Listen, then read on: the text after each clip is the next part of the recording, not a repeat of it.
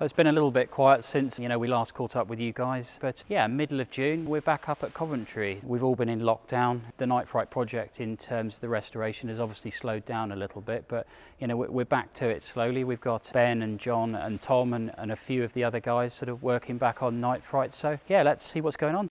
We're trying something a little bit different today. Joe's doing something called Matterport, which is pretty cool. I don't know if you guys are familiar with that. I mean, basically that'll enable you to have a bit of a 360 tour of the hangar and specifically a 360 tour of Night Fright. And you can have a look inside Night Fright in 3D, which would be pretty cool. So Joe's playing around with that this morning. So we look forward to sharing that with you guys.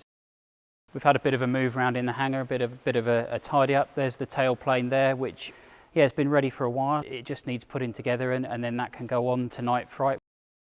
Yeah, just having a quick walk through the aircraft and a little bit of an update. I mean, not much has changed in the fuselage really. You can see we've got the floor down.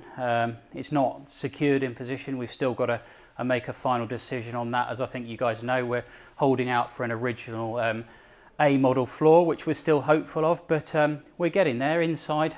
You can see we're making progress with the paratrooper benches. So we've got one in on the starboard side and one obviously to go in on the port side, but we're in a position really where we're looking to paint out the interior of the aircraft sort of once and for all really, put the windows and the seals in and then crack on with things like the benches and the floor, and then some of the other detailing will come later. But got Tom's up the top here, so Tom's working on some engine control cables and the fuel cock control cables.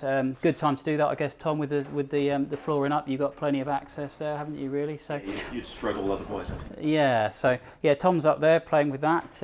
It looks complicated, to be fair, so I'm glad he's doing it rather than me. But yeah, Tom's going to be sort of concentrating back in the cockpit a little bit and the radio and the nav area. I mean, we've got a lot of those sort of original parts that we want sort of up in the front really in some of those areas. So it's just a question of sort of the detail really, and Tom's the perfect man for that job. So yeah, we look forward to see that coming back together.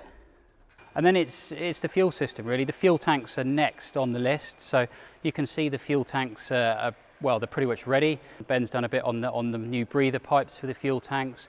We've got the pads here, the neoprene pads, which we've had done.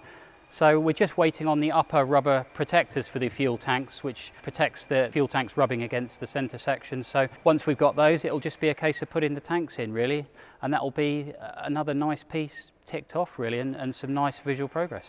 So yeah, I mean, most of the work over the last 2 or 3 weeks since lockdown, since the guys have been back, and John and Ben mainly really, has been working on the nacelles, so the oil tanks, and just getting those up into the nacelles, and all the plumbing work and everything done really, and they're looking really good now. If we have a look in the starboard one up here, you can see that's looking really good. So that's in, that's not coming out now. That's enabled them to do other little jobs. So the undercarriage jacks are in now. So we're really just trying to get all of that work in the nacelles done really, and we can move on to a few other jobs like, as I say, the fuel system, and we can start working on the brakes again, and just moving the whole thing forward really. But yeah, once we've got the oil system done and the fuel tanks and stuff in, that's a couple of really major jobs ticked off. So really starting to make some progress on the system side of things, even if we're not progressing some of the detail and the structural side of things. So I mean, that sort of brings you guys up to date really. I mean, there's the work never stops really. I mean, even if there's times where we're quite quiet in terms of physical restoration work and the challenges of lockdown, I mean, we're always beavering away in the background, whether that's researching stuff.